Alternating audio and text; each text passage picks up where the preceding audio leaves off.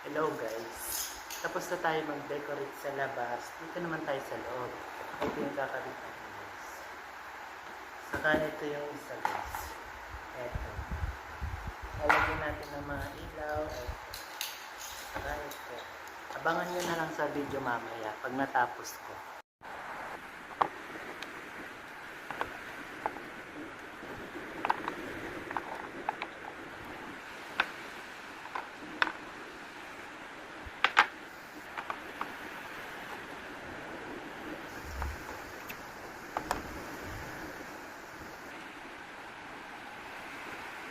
Yung guys, tapos na tayo mag-decorate.